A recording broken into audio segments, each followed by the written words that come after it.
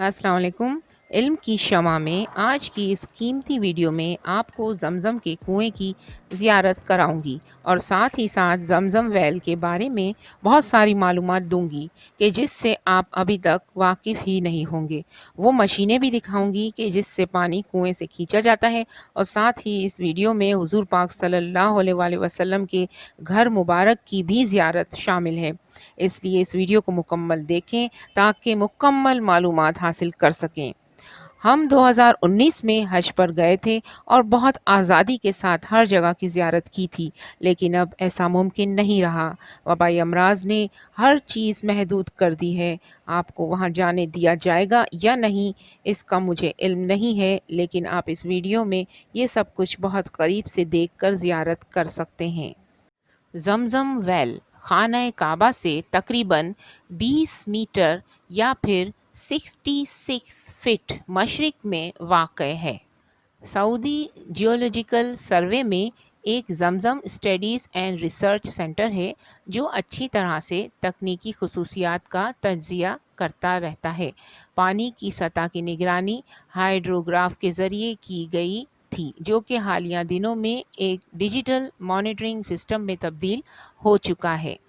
Saudi geological सर्वे SGS के सदर ज़हीर नवाब ने बयान किया है कि ज़मज़म वेल के कुएं से 3 नमूने लेने के अमल में रोज़ाना की बुनियाद पर जांच की जाती है और इन नमूनों की जांच शाह अब्दुल्ला ज़मज़म में की जाती है। मक्का में पानी की तकसीम का मरकज़ जो जदीद सहूलतों से आरास्ता है।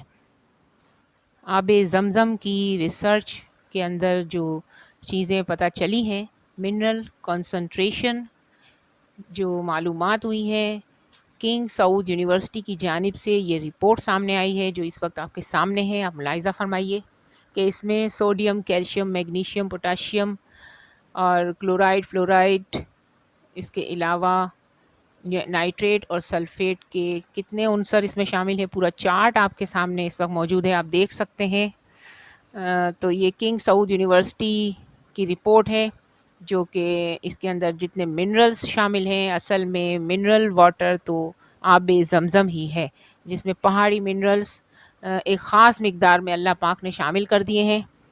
तो इसमें वो तमाम खसूसियात शामिल हो चुकी हैं जो कि एक सही और अच्छे मिनरल वाटर में होती हैं।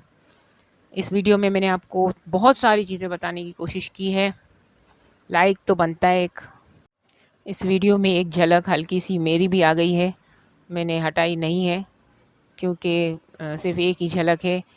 सर पे छतरी और चादर के बैक साइड पर पाकिस्तानी फ़्लैग लगा हुआ है, ये मेरी एक झलक इस वीडियो में आ गई है।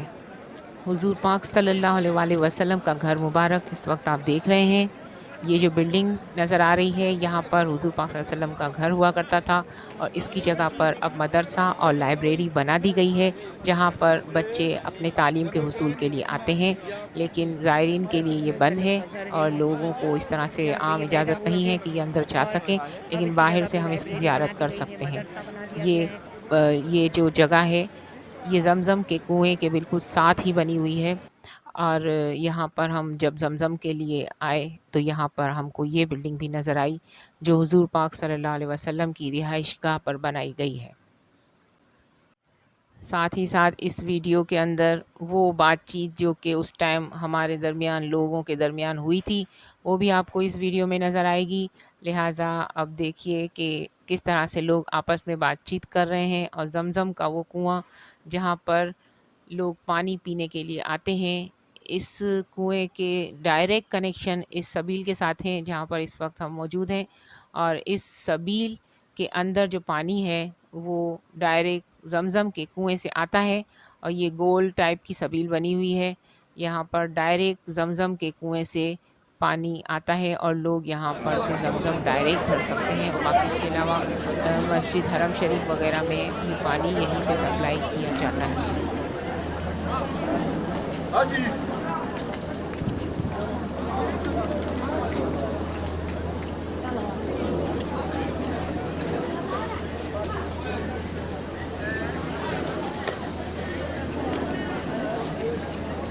तो कुआं का है जो अंदर है, यही है।